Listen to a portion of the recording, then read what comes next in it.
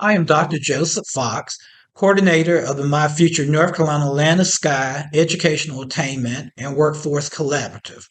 We are honored today to be joined by three of our regional superintendents: Dr. Tony Baldwin, Superintendent of Buncombe County Schools; Dr. Jeff McDaris, Superintendent of Transylvania County Schools; and Dr. John Bryant, Superintendent of Henderson County Schools. In 2018, North Carolina thought leaders in education, business, faith-based, and nonprofit organizations met with North Carolina General Assembly and the Governor's Office to establish the My Future North Carolina Commission. After conducting a statewide conversation about economic competitiveness, workforce development, and educational attainment, the Commission established a goal of 2 million North Carolinians ages 25 through 44 possessing credentials that lead to gainful employment by the year 2030. Out of that initiative, the Land of Sky Educational Attainment and Workforce Collaboratives was established in mid-2019 as a pilot program to lead the effort in Buncombe County, Henderson County, Madison County, and Transylvania County. We have been unique in our approach where we have identified key stakeholders from pre-K early childhood educational programs all the way through gainful employment opportunities. And so today we are joined by three of our superintendents to share with us some of their benchmarks, some of their challenges, some of their best practices in leading our four-county region towards educational attainment that leads to gainful employment. Tony Baldwin, Superintendent, Buncombe County Schools. Jeff McDaris, Superintendent, Transylvania County Schools. I'm John Bryant, Superintendent, Henderson County Public Schools. Thanks so much for having us.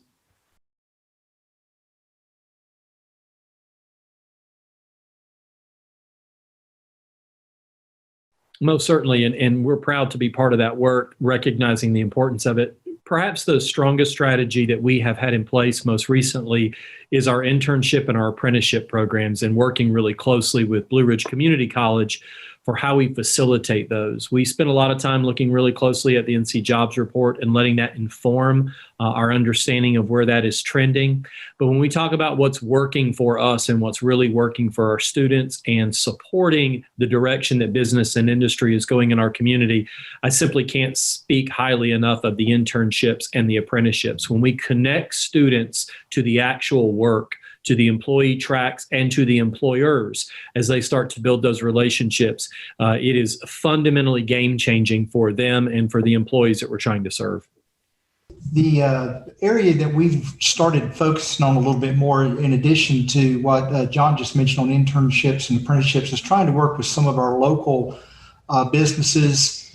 We don't have quite the number of industrial contacts as perhaps other counties, but there's other options for apprenticeships and internships. So we're reaching out to some of them. There's been a little bit of some hesitancy based on age, but we're trying to overcome that. And we're tying some of those internships with the rollout of some revamped honors curriculum courses in our career technical education classes. That really attracts some of our top students there, and it's something that they may not always think about, but there's many pathways that are very applicable to what we're trying to do, not only in the Land of Sky region, but in some of the areas that are just to our south because we border South Carolina. One of the things that's also been really well received, we believe, is our career development coordinators are now going down into the middle schools working with our fifth graders. And that's really been a great experience for them. They're used to working with older students, and it really has kind of energized them in their efforts to try to get students as young as possible thinking about those careers and those credentials. Well, I'd reference a couple of efforts. The first is we're hoping post-COVID we'll reactivate, because we felt like it was very successful prior to this past year, and that is our Students at Work program. And we feel very proud that we're able to identify over several days in February and March up to 1,200 students grades 8 and grades 12. We physically took them to various sites. It involved over about 50 company sites, looking at advanced manufacturing and industry, hospitality and tourism, medical health support facilities. And so, again, that effort to try to get our kids actually on the work site to see and hear presentations.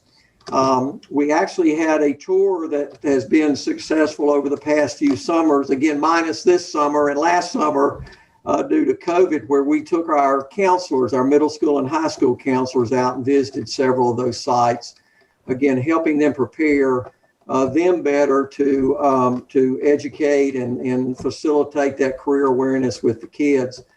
And then the one that's more suited to COVID land that we initiated this year was the use of an application called Naviance. And it's an online career readiness platform. We've been very pleased with the results of that. Again, it's entirely virtual, but every student, grades 9 through 13, we use 13 since there's the early college, that those students have access along with their parents.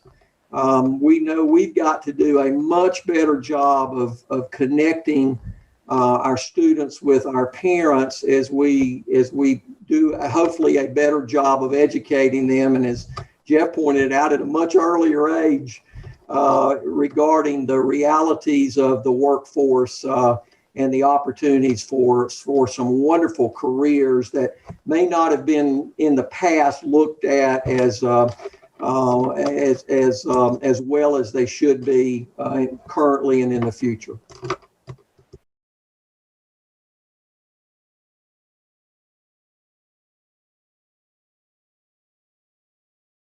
If I could just dovetail what you heard Dr. Baldwin say right there, so much of it relates to how we educate the whole family about the opportunities that are present there. When we think about career and technical education pathways or specific opportunities for kids, we're having to educate parents and families as much as we're having to expose those opportunities to kids. And sometimes, information is power in that respect. And what you're talking about at the dinner table is often the kind of thing that you start to build in your mind as what opportunities might exist for us moving forward. And when you think about how those things all play together, we know that there are policy elements that sometimes become barriers as it relates to the particular educational requirements that are necessary for specific careers or otherwise.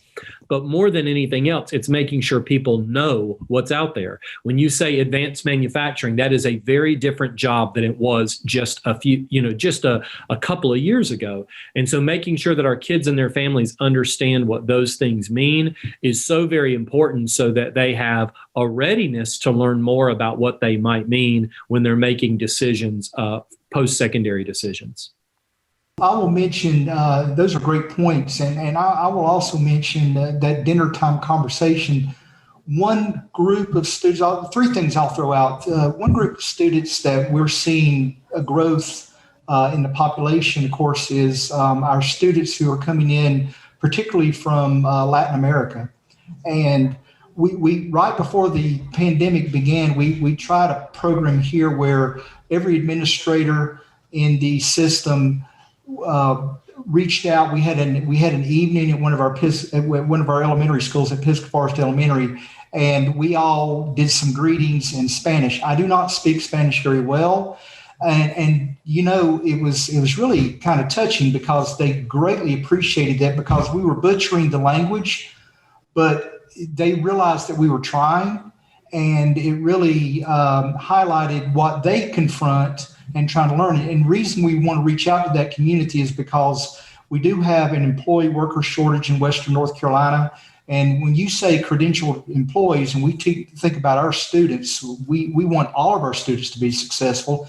And that is a growing population for us that we want to get them involved in career technical classes and many of our other classes. I'll throw that out quickly. And I also will mention that, the apprenticeship situation seems to work out pretty well, but the internship, if policies that can inhibit a little bit, there's still a little bit of reluctance, and I understand this because of insurance regulations. There's a little bit of reluctance to having students that are too young, they're not 18, being on site. And so I realize that's a little bit of a tricky slope, and I certainly appreciate the concerns that our employers have, but that would be something on the state level that I know there's work underway that can address that, and I'm excited about that. And then the last thing I'll mention is we want to think about here, and I think all of us, what are the things that we don't know yet? And what I mean by that is take the recent news headlines with the ransomware issues.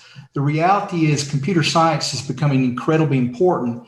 And what do we offer that students of all levels, we know we have them in career and technical education, we have those classes through the North Carolina School of Science and Math, but what else do we have that all students can understand a little bit about computer science? Because I actually think that every student, I've said this to the board, I don't know where they will go with this, but I actually think that every student at some point needs to reach a point where they have one computer science credit, regardless of level, because every single occupation, I even talked to our farmers, every single occupation is going to be affected by that. Yeah, John and Jeff, both great points. I certainly would echo regarding the looking at course offerings, and so, some of a roadblock that I hear is more of a timeline issue. We talk about computer science and those possible new courses that the future holds.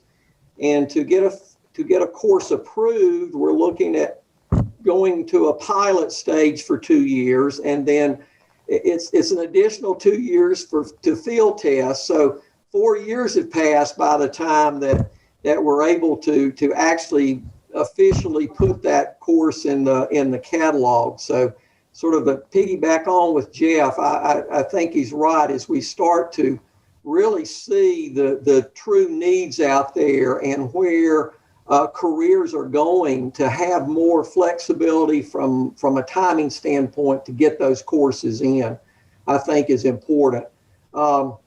The other piece of that is also just continued. We've gotten some over the years, but continued more flexibility with the licensure picture for our career tech teachers.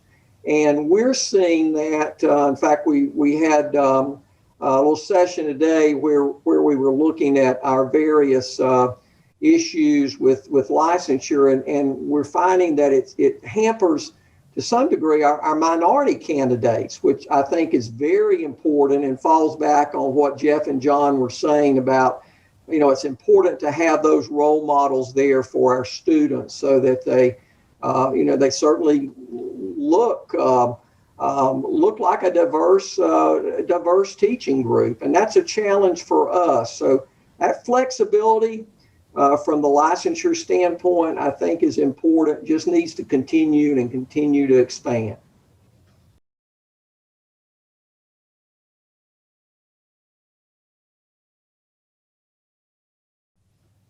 That's Dr. McDaris, because he is the expert, and we both know it, don't we, Tony? He's the guy.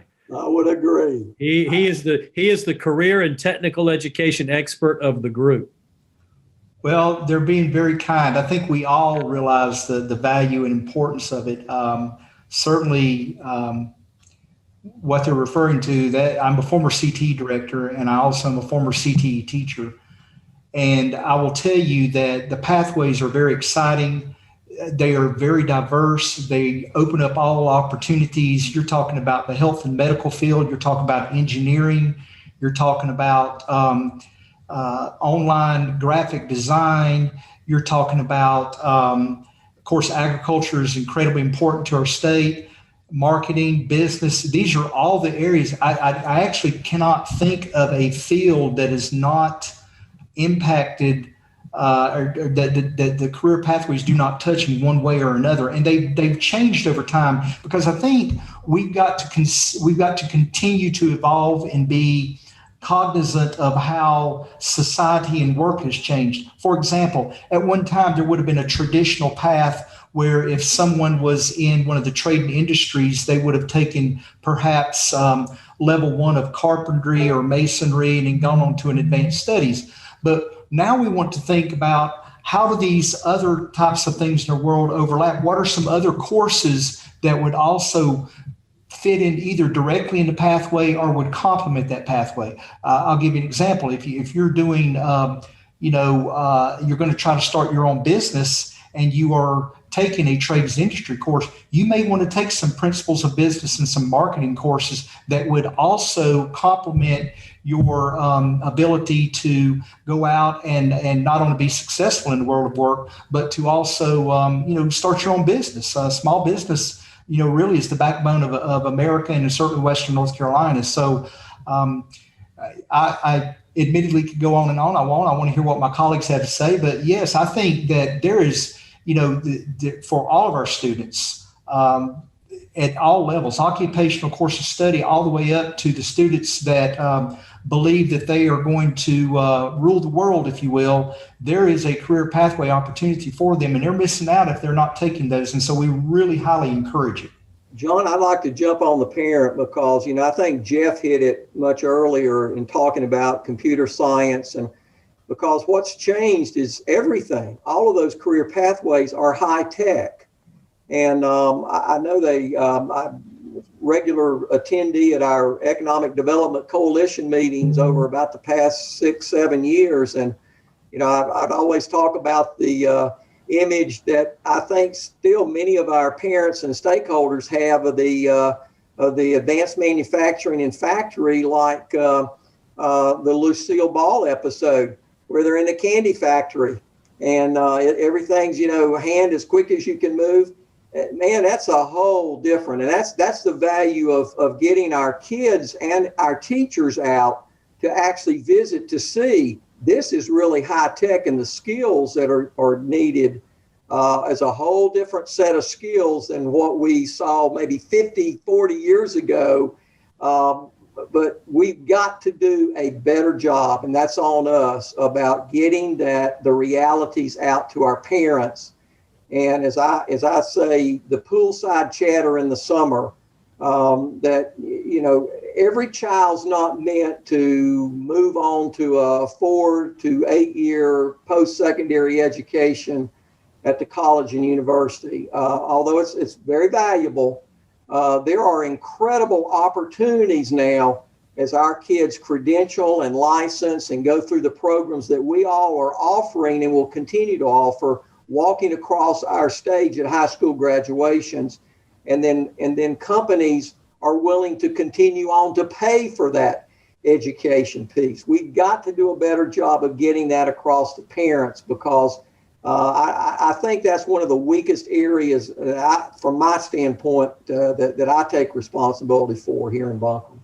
That's a perfect bridge, is having the employers at the table where they're talking about, okay, so help us understand what those job ready skills are that are being prioritized in the workforce that they're looking for. We frequently hear we need workers, we need employees, we need people to fill those pipelines. And so when we start thinking about what those are, you can imagine making sure that those stakeholders are part of the conversations that help us advocate for job ready skills being prioritized in K-12 spaces. So much of the emphasis in K-12 accountability is on content knowledge, not job readiness necessarily, or workforce readiness. We know that those things can go hand in hand, but we have to be advocating for that on the same space. And so when employers say, here are those entry-level jobs that are available to you through a successful completion of a CTE pathway, a credential, an opportunity with the community college, and then they help us work backwards. I even think about things that I know are happening in Transylvania and Buncombe and Henderson County, that we're inviting employers into the learning spaces to say, so here's how we're teaching these job-ready skills that are getting ready in these spaces, and helping to make sure that they're equally exposed to those opportunities. And so making sure that we have a clear picture of what those job-ready skills are, what those workforce-ready skills are, and that those are part of the emphasis in the articulation when students are completing pathways, completing credentialing work, or as Dr. Baldwin was saying, understanding that the 4-year, 8-year college path is not necessarily the only option. So often we have held that as okay, this is success for a high school student. And what we know is being ready for the opportunities that exist is what success is, and helping our workforce and our community to understand both of those pieces.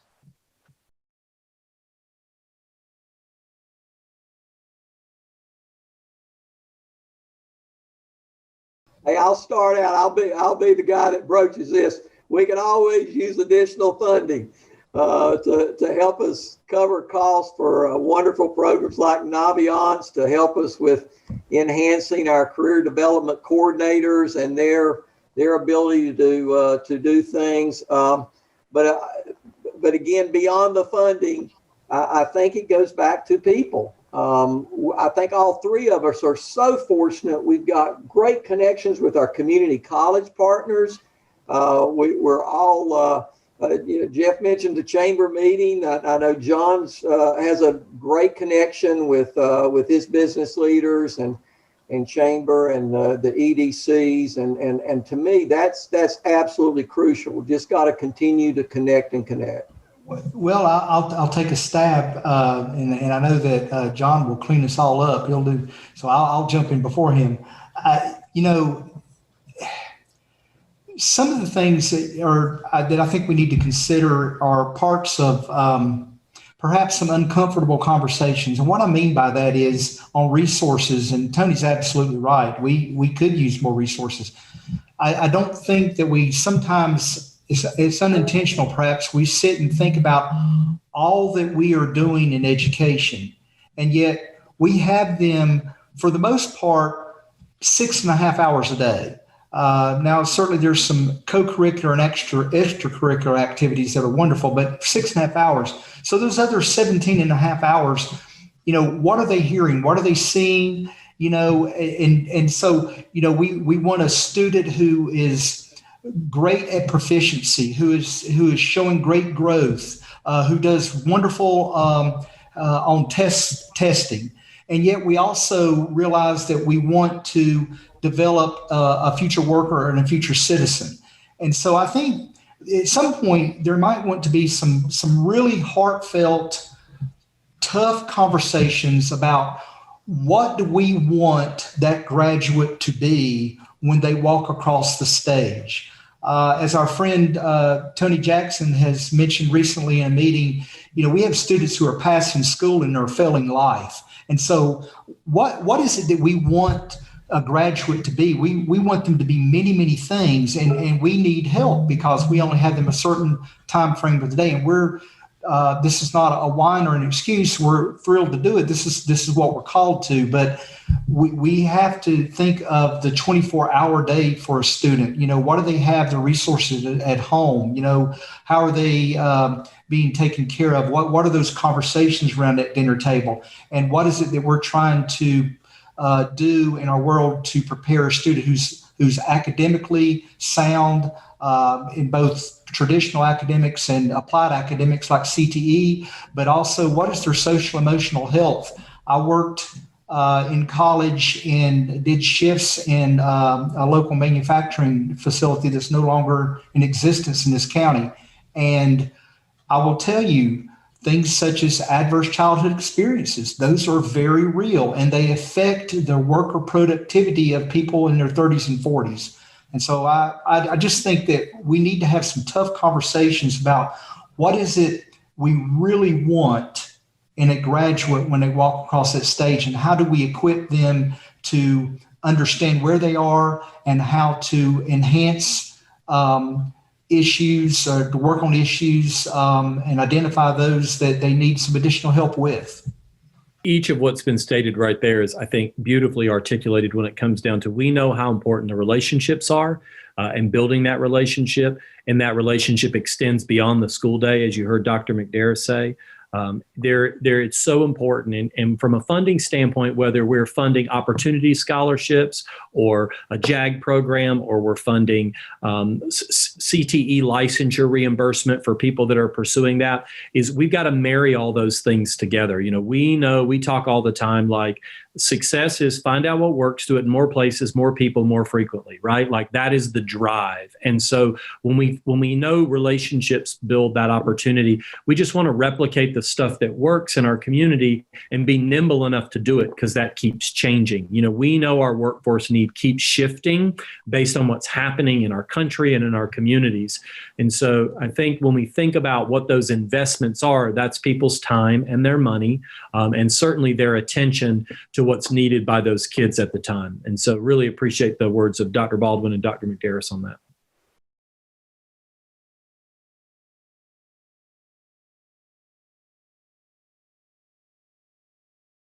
I would just offer that I think every time I think, Dr. Baldwin, you said it's that poolside chat, but every time we celebrate the victories that we're talking about in the grocery store, at church, with our friends and our neighbors, that we help people to understand what those goals are, it makes a world of difference. That we have to plant those seeds of, like, again, what is the goal? If the goal is to create a more workforce ready generation, because we are targeting those skills, that when we do that and we do that well, we need to give that the same attention that we give any other level of success, that it needs to be front page headline kind of news in our conversations, in our dialogues, and around our dinner tables. Because I think the things that we talk the most about are what we communicate to people we believe are important. And we need to be doing that as a region in order to make sure that this generation of students knows that that's where the opportunities lie. I would just applaud the effort to continue to connect the dots as myFutureNC, and sending that that commitment, that mantra out across the state. We were talking earlier about one of the I think most beneficial sessions that I've had in my career is when we all met together, our region and our representatives, all three of us included, and two other systems, and we met with our community college, our college, four-year college university leadership, just to have an open discussion. And I think now connecting and adding in those economic development leadership, bringing them in the room. I just think the more we can continue to connect, because I think each one of us are doing some wonderful things, but it just helps for us to be able to share and to network and all move in the same direction. I mean, I'm in Buncombe, and I'm so fortunate to have Transylvania and Henderson and Madison, beside us, and Haywood, and because they're all doing wonderful things. Different, they're somewhat different, but they're all fantastic. And just to hear that and to network, I think connect those dots. I just continue to implore that effort for all of us. Two things jump to mind, been alluded to. One, I often say in education, we're very good at stealing ideas from one another, and we're glad to do that. This group, our Land of Sky Collaborative, will do something that we're putting together, something that perhaps has not been done before. And what will happen? Another group is going to take that and they're going to try to improve upon it. And that's great, because then we'll steal it back. And that's how we will continue to not only build those relationships that are incredibly important, and to be able to have those groups all coming together to be able to talk. Quite frankly, when we can get together, I don't even know what the subject would be. I just think it would be enriching. But just to continue to try to improve upon what we're all doing, the sharing of those ideas. And the other point that I will make is that, when we're trying to talk kids into the opportunities, share those community college 4-year, et cetera, we sometimes might want to pause and just really realize how fortunate we are to be in a region that not only works together well, but has two outstanding community colleges with some outstanding community colleges on periphery, just top-notch colleges and universities, and they're all within our region. So the importance of lifelong learning, I think, cannot be lost. We have an aging population. We don't have enough workers. Why would we not want all of our region's citizens to consider that lifelong learning is important? You want to try to continue to learn additional new things, and there's nothing wrong with that. It's exciting, it's fulfilling, keeps the mind sharp, if you will. But the reality is, we have all those opportunities here. We have that in place, and we just really need to take advantage of it. We want to thank our superintendents for participating today on this most informative discussion panel. We know that our work is not done, but we look forward to this region continuing to work with community leaders, our business leaders, our economic developers, to make sure that we are preparing our students of the future to be prepared for those future jobs. Not only the future jobs, but those jobs of today, but those jobs that are going to be available in 10 years, 15 years, and 20 years. So once again, thank you.